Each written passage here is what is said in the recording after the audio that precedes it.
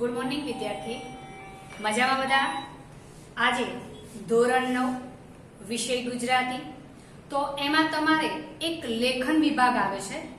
લેખન વિભાગ એટલે કદાચ હું આ ચેપ્ટર જે તમને આજે ચલાવવાની છું એ કદાચ તમારા માટે નવું હોય. ગદ્યાર્થ ગ્રહણ. ગદ્યાર્થ ગ્રહણ લેખન વિભાગમાં ઘણું બધું આવે છે. ગદ્યાર્થ ગ્રહણ, પદ્યાર્થ ગ્રહણ, વિચાર વિસ્તાર આવે છે, પત્ર લેખન આવે છે, અહેવાલ લેખન આવે છે અને નિબંધ આવે છે.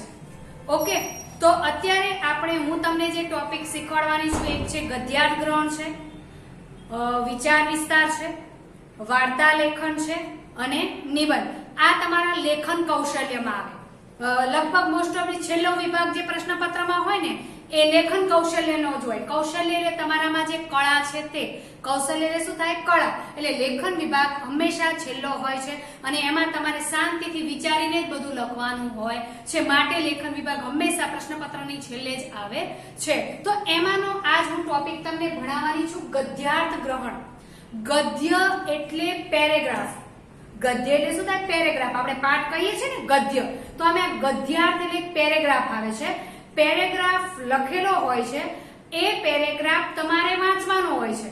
પેરેગ્રાફ વાંચી અને પછી પેરેગ્રાફમાં શું કહેવા માંગે છે, શેની વાત છે, શું કહેવા માંગે છે, શું એનો અર્થ છે અને કઈ વાત એના કેન્દ્ર સ્થાને છે, એ તમારે આખો પેરેગ્રાફ વાંચી અને સમજવાનું હોય છે. અને પછી એ પેરેગ્રાફની નીચે પ્રશ્નો આપેલા હોય છે. જે તમને પેરેગ્રાફ આપ્યો ને એની નીચે પ્રશ્નો આપેલા હોય છે. જો તમને બહુ સરળ લાગે ને તો 4 માંથી 4 માર્ક પણ આવે. જો તમે પેરેગ્રાફને બહુ સરળતાથી સમજ્યા હોય તો એની નીચે 4 પ્રશ્નો આપેલા હોય. જો ગદ્યાર્થ ગ્રહણ 5 માર્કનું પૂછ્યું તો 5 પ્રશ્નો હોય. 4 માર્કનો ગદ્યાર્થ ગ્રહણ પૂછવું હોય તો 4 પ્રશ્નો હોય. ઓકે, તો તમારે પહેલા શું કરવાનું હોય કે આખો પેરેગ્રાફ તમારે વાંચી જવાનો હોય.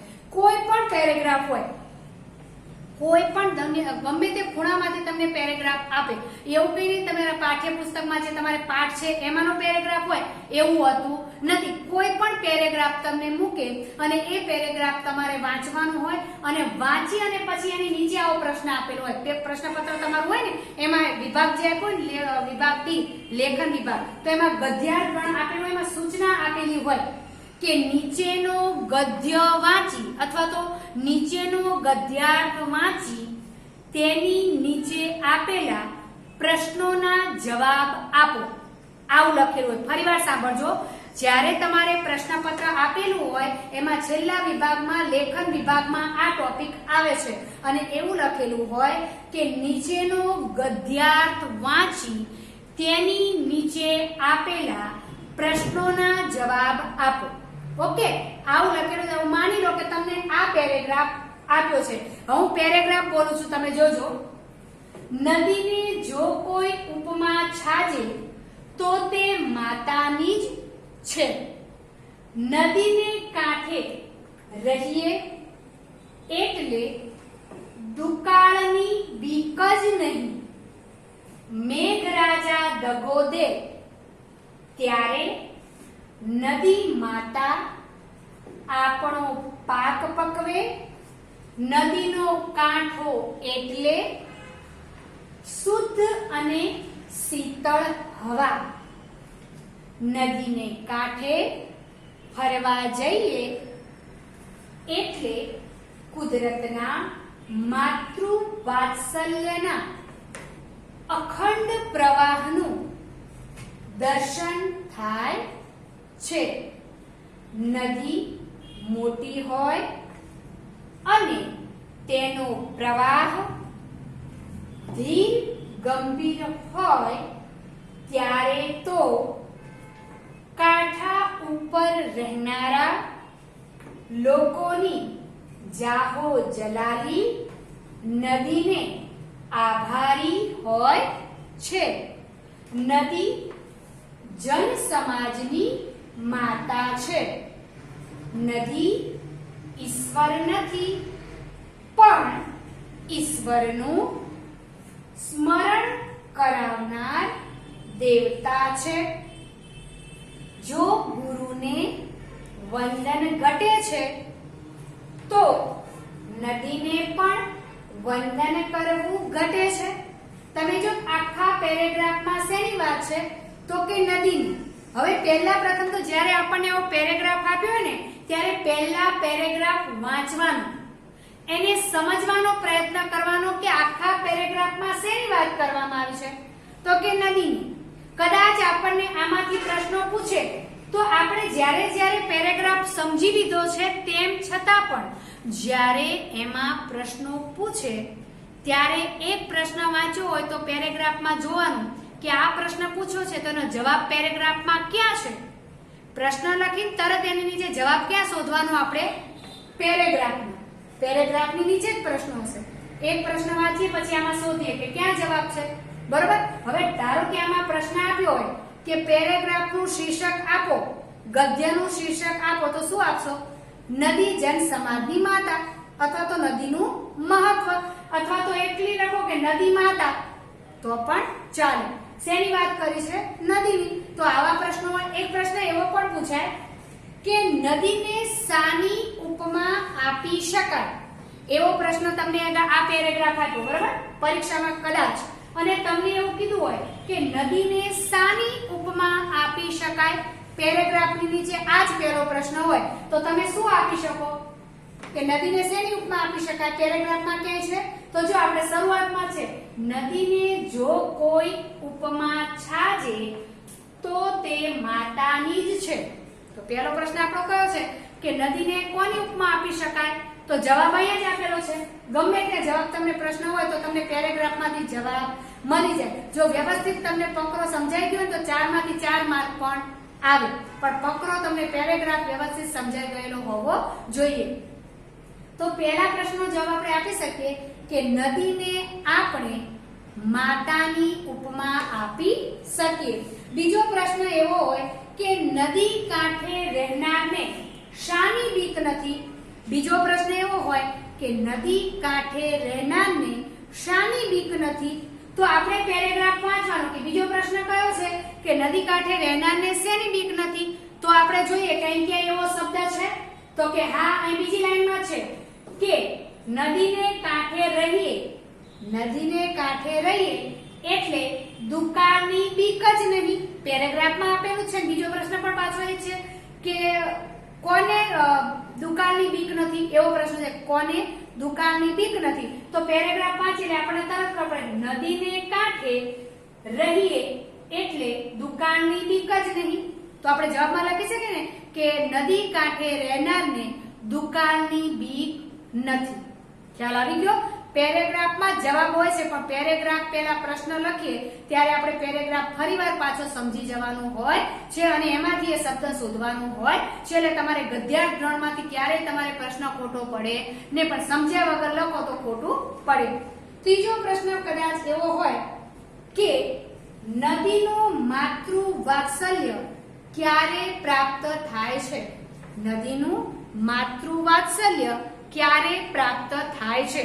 એવો ત્રીજો પ્રશ્ન આપ્યો હોય તો તમારે પેરેગ્રાફ જોવાનું કે અહીંયા માતૃવાત્સલ્ય નામનો શબ્દ આપ્યો છે તો કે આ ક્યાં છે? તો કે અહીંયા 5મી લાઈનમાં છે કે નદીને કાંઠે ફરવા જઈએ એટલે કુદરતના માતૃવાત્સલ્યના અખંડ પ્રવાહનું દર્શન થાય છે. પ્રશ્ન કયો હતો કે ક્યારે નદીના માતૃવાત્સલ્યનું દર્શન થાય છે?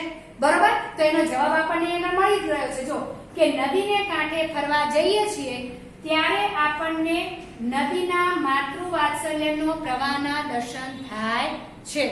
ઓકે, ખ્યાલ આવી ગયો? હવે આપણે ચોથો પ્રશ્ન કદાચ એવો પૂછ્યો હોય કે નદી કોની માતા છે? ચોથો પ્રશ્ન આપણને પેરેગ્રાફમાં એવો આપ્યો હોય કે નદી કોની માતા છે? આવો પેરેગ્રાફની નીચે પ્રશ્ન છે. પેરેગ્રાફ પણ પરીક્ષામાં લખેલો આવે અને નીચે પ્રશ્નો હોય એટલે તમારે પ્રશ્ન આપે તરત પેરેગ્રાફમાં જોવાનું કે આવો કઈ શબ્દ છે. હવે એમાં એવું લખ્યું હોય કે નદી કોની માતા છે તો આપણે આ પેરેગ્રાફ વાંચતા વાંચતા નજર કરી કીધું હા અહીં છે કે નદી જન સમાજની માતા છે. શું લખ્યું છે? નદી જન સમાજની માતા છે. આપણને પ્રશ્ન કયો કર્યો તો કે નદી કોની માતા છે? તો અહીંયા આપણને એનો જવાબ મળી ગયો છે પેરેગ્રાફમાંથી કે નદી જન સમાજની માતા છે. ઓકે, ખ્યાલ આવી ગયો. ગદ્યાર્થ ગ્રહણ એટલે શું? તો કે કોઈ પણ પેરેગ્રાફ તમને આપ્યો હોય અને એની નીચે પ્રશ્નો આપેલા હોય અને એ જ પ્રશ્નોના જવાબ તમને પેરેગ્રાફ ઉપર લખીને આપ્યો છે એમાં જ હોય. પહેલા પેરેગ્રાફ વાંચવાનો, એને સમજવાનો અને સમજીને વિચારવાનું કે આમાં શેની વાત કરવામાં આવી છે, કઈ વસ્તુ કેન્દ્ર સ્થાને છે, અને પછી એની નીચે જે પ્રશ્નો આપ્યા હોય એ એક પછી એક વાંચતા જવાના. એક પ્રશ્ન પૂછો, એનો જવાબ પેરેગ્રાફમાંથી શોધવાનો, પછી જવાબ લખી બીજો પ્રશ્ન લખવાનો, પછી બીજાનો જવાબ શોધી, પછી ત્રીજો પ્રશ્ન, એનો જવાબ, ચોથો પ્રશ્ન, એનો જવાબ. ખ્યાલ આવી ગયો? ડાયરેક્ટ બધા પ્રશ્નો વાંચીને ડાયરેક્ટ જવાબ નહીં લખવાનો, નહીતર આપણે ગડમથલ થઈ જાય કે આ પ્રશ્નના જવાબ આપે. પણ એક એક પ્રશ્ન વાંચતો જવાનો અને પછી એનો જવાબ લખતો જવાનો. આ રીતે કોઈ પણ વિષય ઉપર તમારે પેરેગ્રાફ આવે અને કોઈ પણ વિષય ઉપર તમે પ્રશ્નોના જવાબ લખી શકો, પણ ક્યારે? તમે પેરેગ્રાફ વ્યવસ્થિત વાંચો અને સમજો ત્યારે. એટલે આ ગદ્યાર્થ ગ્રહણ યાદ રાખજો. આજે મેં પેરેગ્રાફ કીધો ને એની નીચે પ્રશ્નો હોય એને શું કહેવાય? ગદ્યાર્થ ગ્રહણ. પેપરમાં તમારે આ જ રીતના આવે છે, હેડિંગ આવું આપેલું હોય, નીચેનો ગદ્ય વાંચી એની નીચે આપેલા પ્રશ્નોના જવાબ આપો. પરીક્ષામાં આ જ રીતે પૂછાશે. પેરેગ્રાફ લખેલો હોય, નીચે પ્રશ્નો હોય, એક પ્રશ્ન વાંચી એનો જવાબ ક્યાં ગોતવાનો? પેરેગ્રાફમાં. ભૂલ થાય નહીં, યાદ રાખજો. પેરેગ્રાફની નીચે પ્રશ્નો આપ્યા હોય, એક પ્રશ્ન વાંચી 1 by 1 જવાબ આપવાના છે. ઓકે, ખ્યાલ આવી ગયો? ચલો,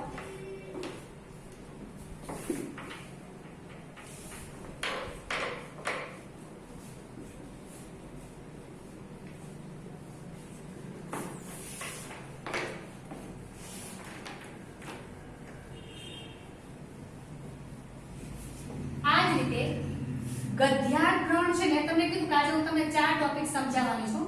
તો એ 4 માં પહેલું આપણે ગદ્યાર્થ ગ્રહણ પૂરું કર્યું. હવે ત્યારબાદ છે વાર્તા લેખન. તો વાર્તા લેખનમાં આપણે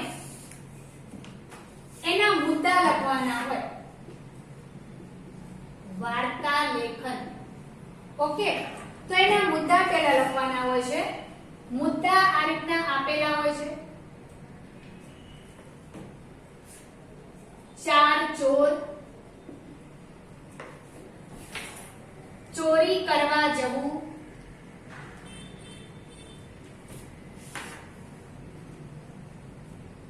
પુષ્કળ માલ મળવો,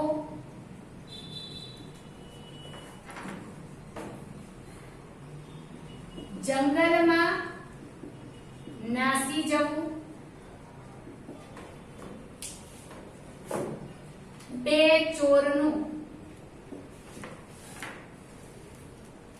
મીઠાઈ ખરીદવા જવું,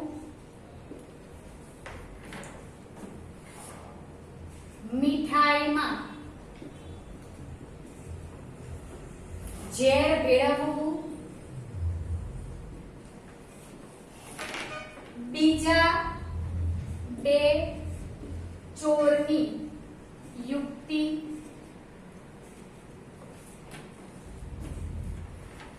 મીઠાઈની ખરીદી કરીને આવેલા 2 ચોરને કૂવામાં ધકેલી દેવા, મીઠાઈ ખાવી, પરિણામ અને બોધ. ઓકે, તો અહીં આગળ આપણે ગદ્યાર્થ ગ્રહણ પછી આપણે વાર્તા લેખન જોવાની છે. લેખન વિભાગમાં મેં તમને પહેલા જ કીધું કે લેખન વિભાગમાં ગદ્યાર્થ ગ્રહણ આવે છે, પદ્યાર્થ ગ્રહણ આવે છે, વિચાર વિસ્તાર આવે છે, પત્ર લેખન આવે છે, અહેવાલ લેખન આવે છે, નિબંધ આવે છે. પણ આપણે અત્યારે 4 ટોપિક શીખવાના છે. ગદ્યાર્થ ગ્રહણ પૂરું થઈ ગયું છે.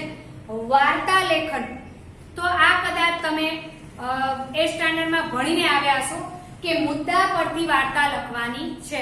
તો વાર્તા લેખન તમે કરો ત્યારે એમાં પ્રથમ જે મુદ્દા યાદ રાખવાના છે હું તમને કહું કે વાર્તા લેખનમાં જ્યારે તમને મુદ્દા આપ્યા હોય ને ત્યારે પહેલા મુદ્દા વાંચવાના. શરૂઆત કોઈ સ્થળ અને કોઈ નામથી વ્યવસ્થિત ઉલ્લેખ થવો જોઈએ. ત્યારબાદ વાર્તાનું કેન્દ્ર સ્થાન શું છે, એનું ઉચ્ચારણ શું છે એ આપણે ધ્યાન રાખવાનું છે અને ખરેખર વાર્તા બહુ લંબાણપૂર્વક ન થઈ જાય અને વિષય બહાર ના જતી રહે. જેનો વિષય છે એની બહાર વાર્તા ન જતી રહે એનું ખાસ ધ્યાન રાખવાનું છે.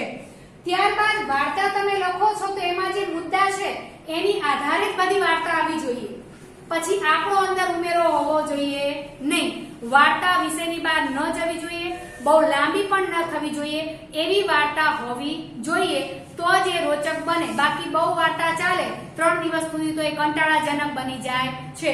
મેન તમે એક પેજ વ્યવસ્થિત લખ્યું અને વાર્તાનો બધો સાર આવી જાય તો એ સારું, કે પછી 3 પેજ ભરી લખો અને વાર્તાનો અર્થ જ ન આવતો હોય તો એ નકામું છે, એ ખોટું પડે છે.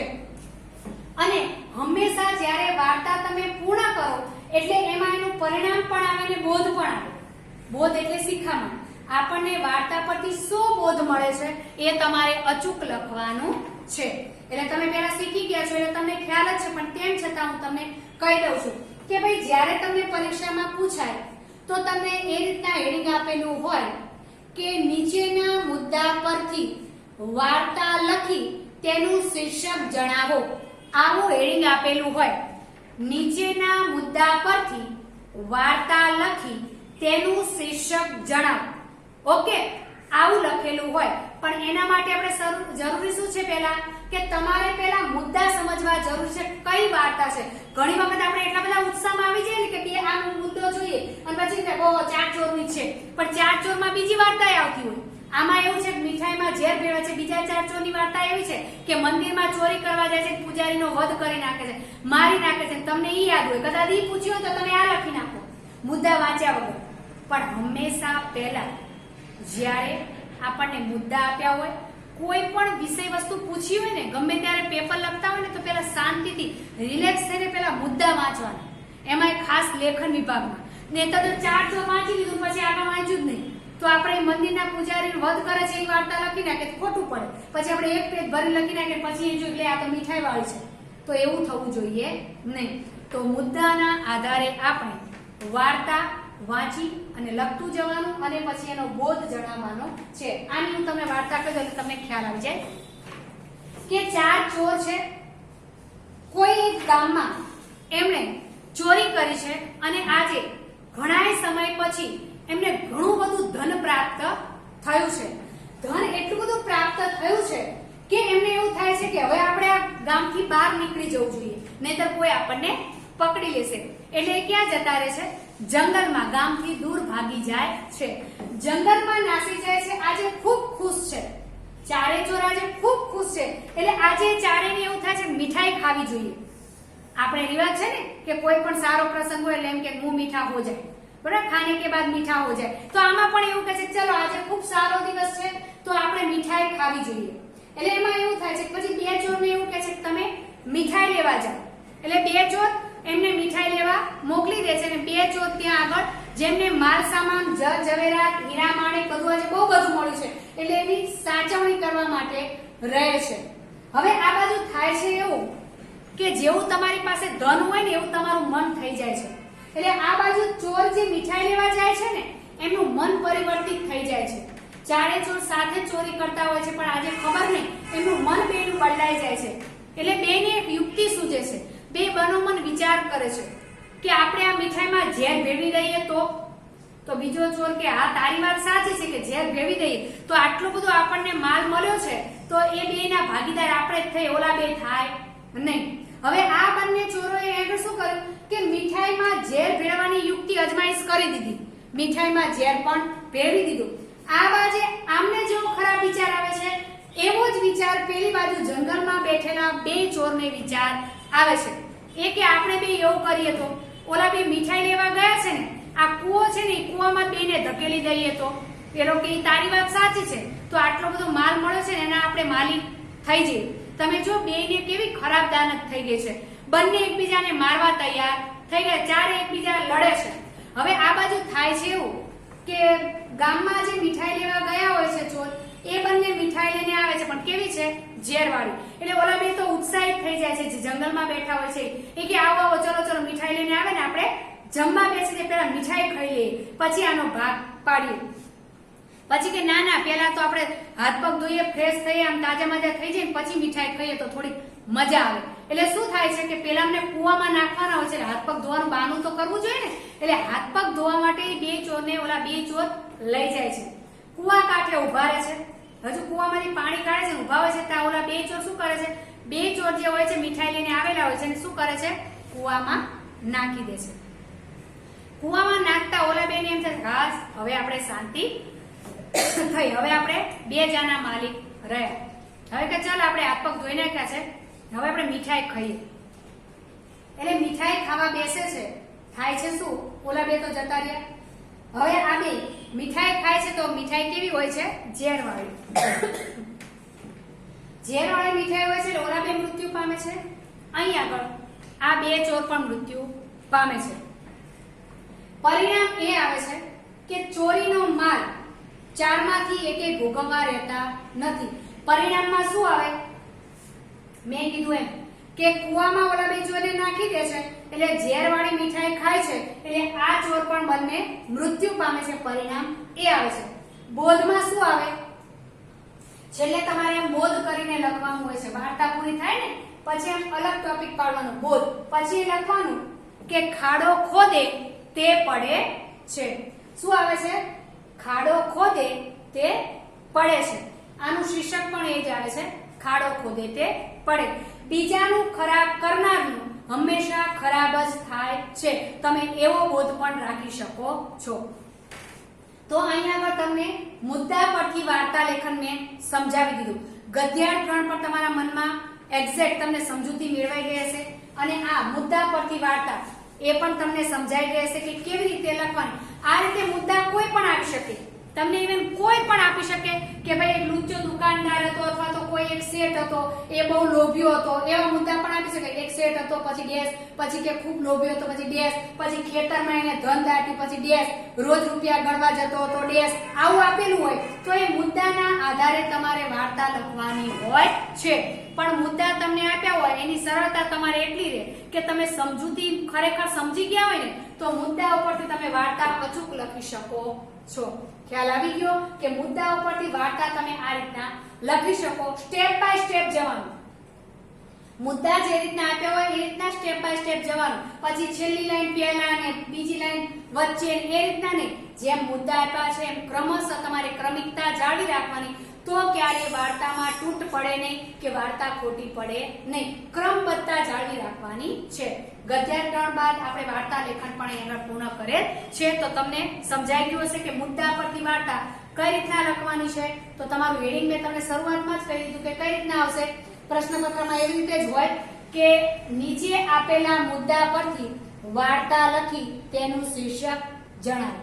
ઓકે, ખ્યાલ આવી ગયો. ચલો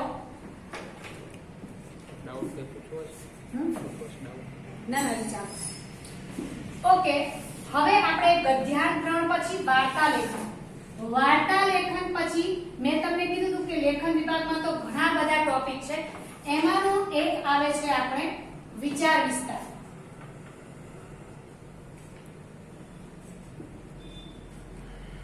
વિચાર વિસ્તાર. વિચાર વિસ્તાર એટલે શું? આમ તો તમે આમ સામાન્ય રીતે આમ સમજૂતી મેળવો એટલે ખ્યાલ આવી જાય કે વિચાર વિસ્તાર એટલે શું.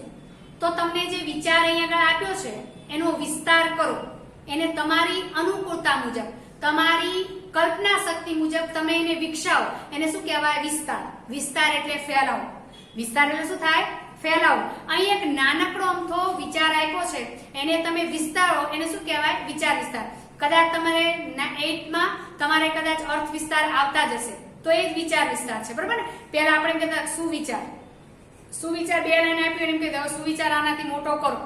વિચાર વિસ્તાર એ શું થાય કે તમને એક નાનકડો વિચાર આપ્યો છે એને અનુસાર તમે અહીં આગળ એનો વિસ્તાર કરી શકો છો એવું તમને આપવામાં આવે. તમને પરીક્ષામાં એવું લખેલું આપ્યું હોય કે નીચેના વિચાર વિસ્તાર જણાવો, બરાબર, અથવા તો અર્થ વિસ્તાર જણાવો. તો અહીં આગળ હું એક લખું છું એટલે તમને ખ્યાલ આવે. આવું તમને આપેલું હોય. અત્યારે વોટ્સએપમાં એમાંથી તમારે મેસેજ આવતા સુંદર લખેલું હોય કે કર્મ કરતા જાવ, ફળની આશા ન રાખો. પછી એને તમે એમ કહો કે તમે વિસ્તારથી કેવી રીતે સમજાવી શકો? તો એ જ વિચાર વિસ્તાર. નાનકડો વિચાર છે ને તમારા વિસ્તાર મુજબ, તમારી કલ્પના શક્તિ મુજબ જેને વિસ્તરાવી શકો એને શું કહેવાય? વિચાર વિસ્તાર. અહીં એક લખું છું, આગ નહીં, આદર નહીં, આગ નહીં, આદર નહીં, નહીં નયનમાં નેહ, નેહ, તે ઘર કદી ન જઈએ, ભલે કંચન વરસે મેહ. આ અંત્યનું પ્રાસમાં રચાયેલી છે, આ અલંકાર છે, પણ અત્યારે તમને ખબર નહીં પડે નેહ અને મેહ, બરાબર? તો આવો એક તમને એક આ રીતના વિચાર વિસ્તાર સુવિચાર આપેલો હોય, આ રીતના એક પંક્તિ પરીક્ષામાં એવું કીધું કે નીચેની પંક્તિનો વિચાર વિસ્તાર કરો, બરાબર? હવે તમને આપ્યું છે આવ નહીં, આદર નહીં, નહીં નયનમાં નેહ, તે ઘર કદી ન જઈએ, ભલે કંચન વરસે મેહ. કદાચ વિચાર વિસ્તારથી તમે બધા પરિચિત જ છો, તેમ છતાંય વિચાર વિસ્તારમાં પહેલા તમે વિચાર વિસ્તાર કરો તો પહેલા એ જાણવું જરૂરી છે કે આમાં શું કહેવા માંગે છે, એનો ભાવ શું છુપાયેલો છે. વિચાર વિસ્તાર એક એવી વસ્તુ છે કે તમે એમાં કોઈ પણ પંક્તિ એડ કરી શકો, તમારા ઈચ્છા મુજબ, તમારી અનુકૂળતા મુજબ. તમને એવું થાય કે આની જગ્યાએ આપણે બીજી પંક્તિ પણ અંદર વિચાર વિસ્તાર કરતા કરતા મૂકી શકીએ તો એ પણ તમે મૂકી શકીએ. કયું?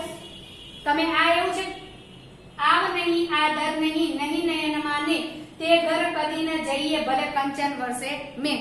તો આમાં આંગણે આવેલા અતિથિને આવકાર આપવાની વાત છે, પણ અહીં શું કીધું છે કે જેના ઘરમાં જઈએ અને આપણને આવકારો ન મળે, આદર ન મળે, સન્માન ન મળે અને આંખોમાં સ્નેહ ન હોય એના ઘેર ન જવું જોઈએ, બરાબર? પણ આને આપણે સમજાવતા હોય અને સમજાવતા સમજાવતા આપણે આતિથ્યનો મહિમા સમજાવતા હોય કે અતિથિ એટલે ભગવાન કહેવાય, ખરેખર દરેકને આપણે આવકાર આપવો જોઈએ. તો આવું આપણે લખતા હોય તો વચ્ચે આપણે લખી શકીએ કે એજી તારા આંગણિયા જે કોઈ પૂછીને આવે, આવકારો મીઠો આપજે. આવી તમે કાવ્ય પંક્તિ પણ અંદર લખી શકો છો. અને આપણે એવું પણ લખી શકીએ ગુજરાતમાં તો આતિથ્ય સત્કારનો ઘણો મહિમા છે અને એક પંક્તિમાં કીધેલું પણ છે કે કાઠિયાવાડમાં કોક દિન ભૂલો પડજે ભગવાન, તને સર્ગે ભૂલાવું શામળા. આવી બધી પંક્તિ પણ તમે વિચાર વિસ્તારમાં એડ કરી શકો, કારણ કે તમારા વિચારોનો વિસ્તાર કરવાનો છે, તમારી કલ્પના શક્તિ વિકસાવવાની છે માટે. ઓકે, તો આપણે આનું જોઈ લઈએ કે કઈ રીતે આપણે આનો વિચાર વિસ્તાર કરી શકીએ. હું એક તમને ઉદાહરણ આપું એટલે તમને ખ્યાલ આવે કે આપણે આ રીતના વિચાર વિસ્તાર કરી શકીએ. આવ નહીં, આદર નહીં, નહીં નયનમાં ને, તો કે આવકારો જ્યાં નથી, તમારું સ્વાગત નથી થતું, તમને પધારો, આવો, વેલકમ એવું નથી કહેવાતું, તો કે આવ નહીં, આદર નહીં, જ્યાં તમારું સન્માન નથી જણાતું, તમને રિસ્પેક્ટ નથી આપતું, તો કે આદર નહીં, તમને સન્માન નથી આપતા.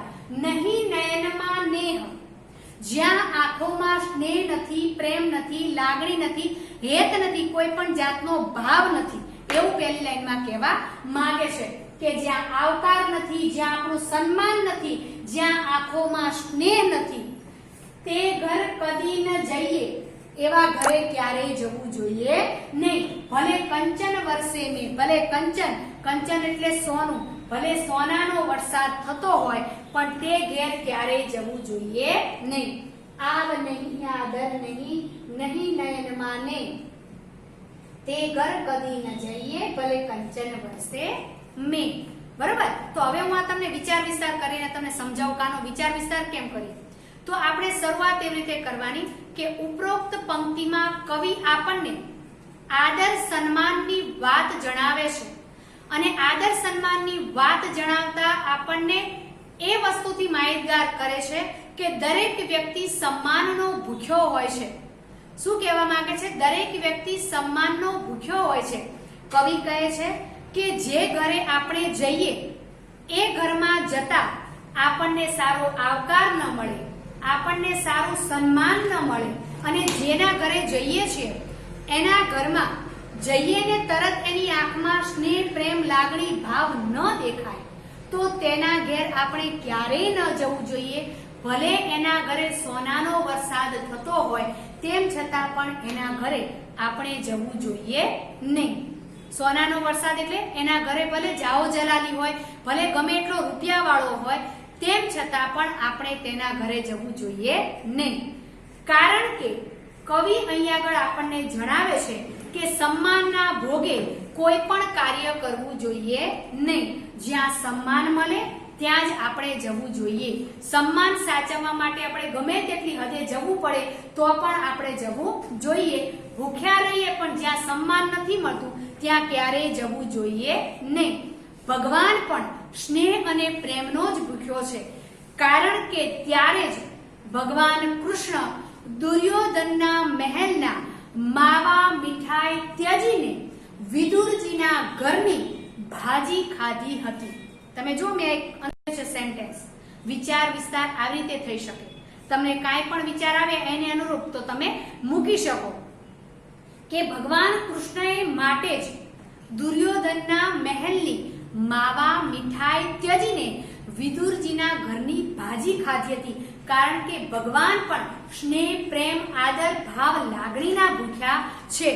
માટે કવિ અહીંયા આગળ કહે છે કે આદર સત્કાર અને પ્રેમ વગરના માવા મીઠાઈ કરતા જો આપણને સ્નેહ પ્રેમ લાગણી અને ભાવનો સૂકો રોટલો મળે ને તો એમાં પણ મીઠાઈ કરતા કંઈક વધારે સ્વાદ આવે છે.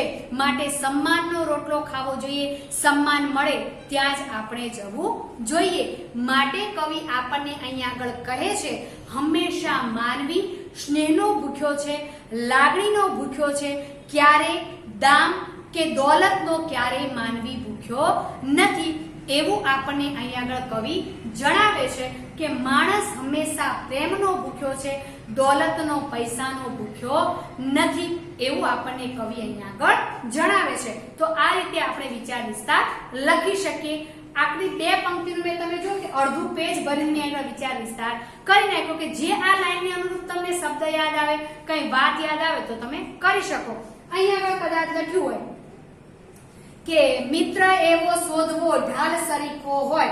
તમને એવું આપ્યું હોય કે મિત્ર એવો શોધવો ઢાલ સરીખો હોય, દુઃખમાં આગળ રહે ને સુખમાં પાછળ હોય. તો એ મિત્રતાની વાત કરી છે. હું જેમ પહેલા બોલી આમને યાદ નહીં એમ તમારે લખવાનું, પછી મિત્રની વાત કરવાની કે મિત્ર કેવો હોવો જોઈએ કે હંમેશા દુઃખમાં આગળ હોય સુખમાં પાછળ રહે. તો અહીંયા આગળ તમે સુદામા અને કૃષ્ણનું ઉદાહરણ જેમ મેં મૂક્યું હતું પહેલા કે કૃષ્ણએ દુર્યોધનના મહેલની માવા મીઠાઈ છોડી અને વિદુરજીના ઘરની ભાજી ખાધી. તો તમે અહીંયા આગળ મિત્ર તરીકે ઉત્તમ ઉદાહરણ મૂકી શકો કૃષ્ણ અને સુદામાનું કે મિત્ર તો હંમેશા એવો હોવો જોઈએ કે કૃષ્ણ અને સુદામા જેવો કે દુઃખમાં આગળ હોય ને સુખમાં હંમેશા પાછળ રહે. તો આવી રીતે વિસ્તારપૂર્વક વિવરણ કરી અને તમે વિચાર વિસ્તાર લખી શકો છો. તો તમે 4 માર્કનો વિચાર વિસ્તાર પૂછાઈ શકે તો તમે લખી શકો ને. તો ગદ્યાર્થ ધોરણમાં પણ તમે ગદ્ય વ્યવસ્થિત સમજ્યા હોય તો એના 4 પ્રશ્નોના 4 માર્ક આપી શકો. વાર્તા પણ વ્યવસ્થિત સમજ્યા હોય તો એમાં પણ તમે રોકડા માર્ક મેળવી શકો. અને વિચાર વિસ્તાર જો આવી રીતે વ્યવસ્થિત સમજીને લખો તો તમે એમાં પણ રોકડા માર્ક મેળવી શકો છો. તો મેં તમને 4 ટોપિક કીધા તેમાંથી આપણે 3 પૂરા કર્યા. કયા? ગદ્યાર્થ ગ્રહણ, ત્યારબાદ વાર્તા લેખન મુદ્દા પરથી અને ત્રીજો હતો વિચાર વિસ્તાર. હવે છેલ્લો રહ્યો છે નિબંધ. નિબંધ તો જ્યારથી તમે સમજણા થયા અને તમને લખવાની સમજ આવી ને ત્યારથી તમે નિબંધ તો લખો જ છો, બરોબર ને. પણ પહેલા શું હતું કે નાના નાના નિબંધ આવતા હતા. ગાયનો નિબંધ આવે ને મારું પ્રિય પ્રાણી આવે ને મારો પ્રિય પક્ષી આવે ને એવું બધું આવે. નાના નાના નિબંધ આવે 1-2 પેરેગ્રાફના. પણ હવે 9th માં છો એટલે થોડા મોટા આવે, સામાજિક લખતા આવે, સેવા કાર્યોને લખતા આવે, આત્મકથા જેવા આવે, એવા અલગ અલગ નિબંધો આવી શકે. તો હું તમને એની થોડીક માહિતી આપી દઉં. 3 ચેપ્ટર આપણે લેખન વિભાગના પૂરા કર્યા છે. ચોથું છે નિબંધ. નિબંધ, બરાબર ને. નિબંધ એનો શબ્દ જ એવો છે નિબંધ, જેને કોઈ પણ જાતનું બંધન નડે નહીં એને શું કહેવાય? નિબંધ. તમે તમારે જે વિચાર આવે છે, મુદ્દા આપ્યા છે, કોઈ પણ એક ટોપિક આપ્યો છે એની પર તમે ભરપૂર લખી શકો. તમને કોઈ પણ જાતનું બંધન ન હોય એને નિબંધ કહેવામાં આવે છે. મેં તમને કીધું નિબંધથી તમે બધા માહિતગાર છો. મારે કઈને બધી વ્યાખ્યા કહેવાની જરૂર નથી. પણ નિબંધ લખતા પહેલા શું જરૂરી છે? નિબંધ તમને કોઈ પણ આપે તો એનું પેલા મથાળું, એનું શીર્ષક શું છે એ ધ્યાન રાખવાનું. એની પ્રસ્તાવના કરવાની હોય છે. તો હું તમને સર્વપ્રથમ એની પ્રસ્તાવના કેમ થાય એવું તમને સમજાવી દઉં.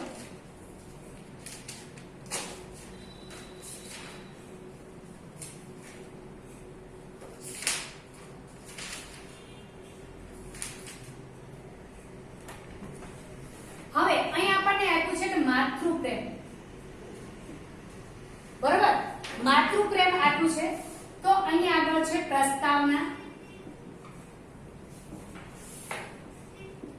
માતાની સંતાન પ્રત્યેની ફરજ, માતાનું વાત્સલ્ય, પ્રાણીઓમાં પણ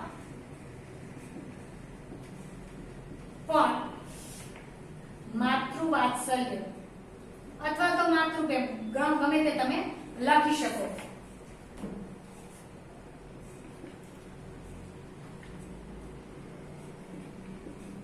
અશાબ્દિક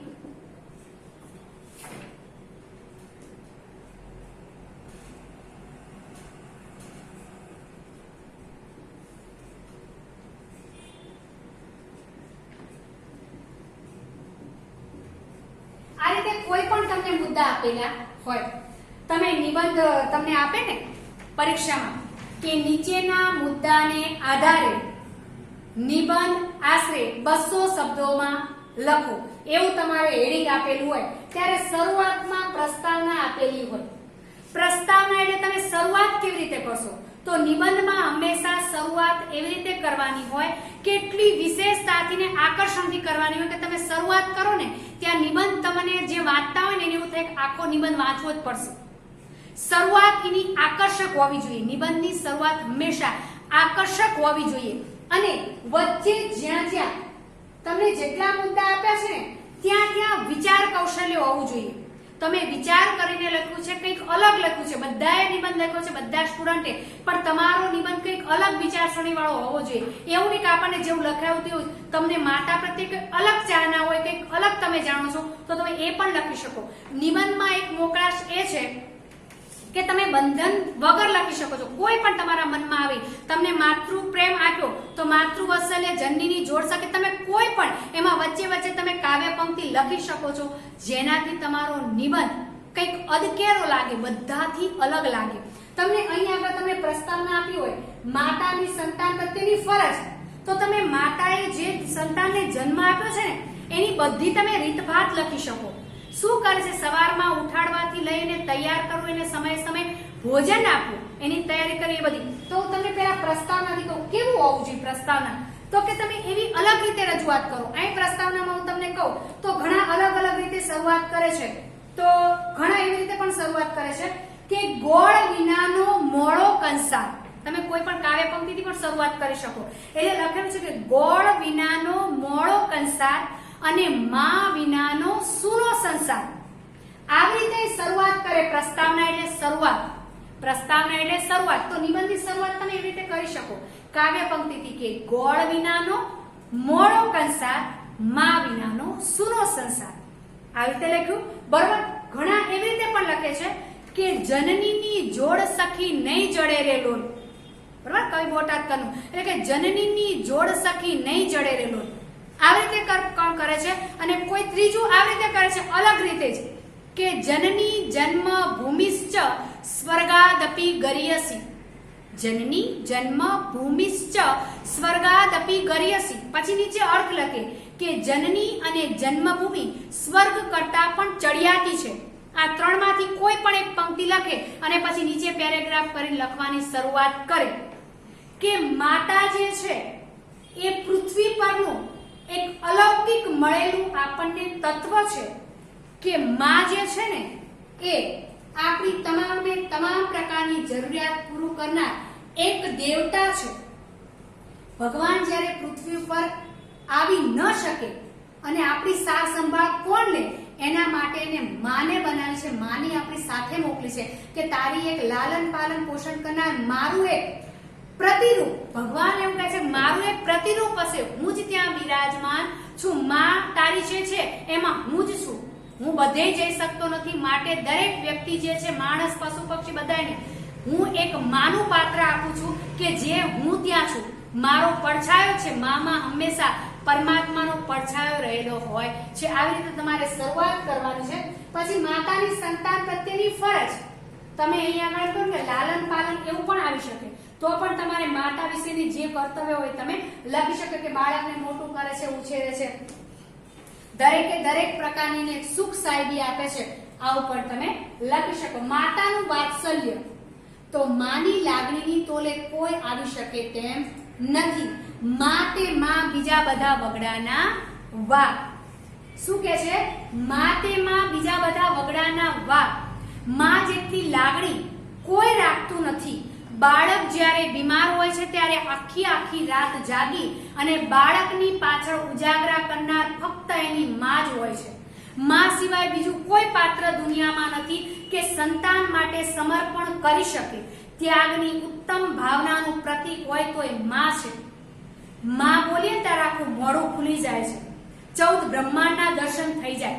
માટે જ કાનુડો જ્યારે માટી ખાતો હતો અને યશોદાએ એમ કીધું લાલા શું કરે છે મને બતાવતો, ત્યારે કૃષ્ણ ભગવાન ના પાડે છે, પણ એમ કીધું માં બોલતો, ત્યારે કૃષ્ણ ભગવાન બોલે છે માં. ત્યારે 14 બ્રહ્માંડના દર્શન યશોદાને થઈ જાય છે અને યશોદા બેભાન થઈ જાય છે. એટલે જ્યારે માં બોલે ને ત્યારે હરખથી બોલે ને ત્યારે 14 ભુવનનો નાથ એની સામે ઉભો હોય. માટે માની લાગણીની હંમેશા કદર કરવી. એટલે માં બોલો ને ત્યારે 14 બ્રહ્માંડ હાજર હોય. તમે આલતા ચાલતા માં બોલો ને એટલે દરેક તમારા ગુના માફ થઈ જાય. કોઈ પણ અપરાધ હોય માં બોલો ને મીઠાશથી એટલે તમારી માફીને લાયક જ તમે છો. માને સર્વોચ્ચ સ્થાન આપવામાં, આ પણ તમે ઉદાહરણ લખી શકો. માટે હું બોલી છું કે કનૈયો માટી ખાતો હશે ને માતાજી એમ કે છે કે બોલતો કાના માં, ત્યારે માં બોલે છે ને 14 બ્રહ્માંડ દેખાઈ જાય છે યશોદાને. એટલે માં એટલી તાકાત રહેલી છે, એ પણ તમે લખી શકો. પ્રાણીઓમાં પણ માતૃ વાત્સલ્ય, હું આટલું કહું છું, તમારે થોડું વિવરણ કરી નાખવાનું, બરાબર? પ્રાણીઓમાં પણ માતૃ વાત્સલ્ય. તમે જો પ્રાણીઓમાં આખો દિવસ ગાયો ધન ચરીને આવતી હોય, ભેંસોનું હોય, ગાય ગમે તે હોય, આખો દિવસ વગડામાં રખડે ને પણ પોતાને ખબર પડી જાય છે કે મારું વાછરડું ઘરે ભૂખ્યું થયું છે, તો એ ભરવાડેનો ચરાવવા લાગ્યો ગોવાળ, તો એ ભાંભળા પાડે, અવાજ કરે બા બા કરીને. હવે પછી એ ગોવાળને ખબર પડી જાય કે હવે અમને ઘરે જવું છે, કારણ કે 2 થી 3 કલાક વધારે પ્રાણીઓ પણ પોતાના બચ્ચાથી વાછરડાથી દૂર રહી શકતા નથી. એટલે ગોવાળાને કે ચાલો ઘરે, પછી ગોવાળાને ઘરે લઈને આવે. અને તમે જો તો એ દ્રશ્ય ખરેખર જોવાલાયક હોય. તમે ક્યારેક ક્યાંક જોજો, કોઈના ઘરે ગાય વાછરડાને બહાર ચરવા ગયા હોય ને ત્યારે તમને એમ થાય કે આ દ્રશ્ય તો તમને કોઈ પણ સાહેબી મળે ને એનાથી અલૌકિક જ છે. માતા અને પુત્રનું, માતા અને સંતાનનું મિલાપ તમે જુઓ ને તો તમને એમ થાય કે આને કયા શબ્દોમાં લખું, તમને શબ્દ જ ના જાય, તમારી આંખ પલકારો પણ ન મારે. આવો પ્રાણીઓનો પ્રેમ છે. અને તમે પક્ષીઓમાં પણ જુઓ ને તો સવારથી ચણ લેવા માટે પક્ષીઓ માળામાંથી ઉડી જાય, કારણ કે પોતાના નાના નાના બચ્ચા છે ને એના માટે. હજુ ઉડતા શીખ્યા નથી, પણ જેવા એ ઉડીને જાય ને પણ એમનું મન ક્યાં લાગેલું હોય છે? પોતાના માળામાં, કે મારા બચ્ચાને કોઈ ખાઈ નહીં જાય ને, મારા બચ્ચાને કાંઈ થશે ને ઉડીને નીચે પડશે તો. અને જેવા ચણ લીધું ના લીધું અને સાંજ પડે અને તરત જ પોતાના માળામાં પાછા ફરે છે. કોના માટે થઈને? પોતાના બચ્ચા માટે થઈને. એને કોઈ એડ્રેસ નથી લખેલું હોતું. માળા ઉપર એડ્રેસ લખેલું હોય છે કે આ સુગરીનો માળો છે, ફલાણા સુગરીબેનનો, આ ફલાણા પોપટભાઈનો છે કે મેનાબેનનો છે, કોયલબેન. ના, એના બચ્ચા જેનું સરનામું હોય છે. શું છે? એના બચ્ચા જેનું સરનામું હોય છે. પરંતુ આજકાલના માણસમાં એવું છે કે માતા પોતાના દીકરા માટે પોતાનું સરનામું રાખે છે, પણ દીકરાઓ અત્યારે પોતાના સરનામામાં પોતાની માતા અને પિતાનું નામ લખવાનું ભૂલી જાય છે. પણ ક્યારે આવું કરવું જોઈએ નહીં. આપણી મઢુલી હોય ને એની ઉપર આપણા માતા પિતાનું જ નામ હોવું જોઈએ. આપણું સ્વયંનું નામ ક્યારે હોય? કારણ કે માતા પિતાની ઓળખથી આપણી ઓળખ છે, આપણી ઓળખથી માતા પિતાની ઓળખ નથી. ખબર પડે છે? પણ કંઈક એવું કામ કરો કે આપણા માતા પિતા ગર્વથી કે આ મારું સંતાન છે, એવું હંમેશા કાર્ય રાખજો, તો આપણો માતૃ પ્રેમ સાચો ગણાય. ઓકે, તો આ પ્રાણીઓમાં પણ માતૃ વાત્સલ્ય તો એ આવી ગયું. માતાની અશાબ્દિક મમતા. કઈ મમતા છે માતાની? તો કે આપણે વર્ણન ન કરી શકીએ. એના માટે તો કક્કો ઓછો પડે, બારાક્ષરી ઓછી પડે કે કયું લખું વાક્ય. તો કે માની મમતા એટલી છે કે એને વર્ણવી શકું તેમ નથી. કારણ કે જન્મથી લઈ અને જ્યાં સુધી મને મોટો કર્યો છે ને ત્યાં સુધી એને મને એટલું બધું અદા કર્યું છે, એને મને આપ્યું છે કે હું એને શું આપું? કદાચ હું જન્મો જન્મનો ઋણી રહું ને, કદાચ આટલા નહીં 7 જન્મો મળે ને તો હું મારી માતાનું ઋણ અર્પણ કરી શકું તેમ નથી. ઘણા કિસ્સા આપણે જોઈએ છે ને કે આ જન્મમાં કોઈ ઋણ અદા કરવા માંગતું નથી. 5 દીકરાઓ હોય, 2 દીકરા હોય ને તો માની હાલત એવી હોય કે જમવાનું માંગવાનું થાય ને ત્યારે બિચારી ડરે કે જમવાનું માંગવું કે નહીં, એવી પરિસ્થિતિ છે.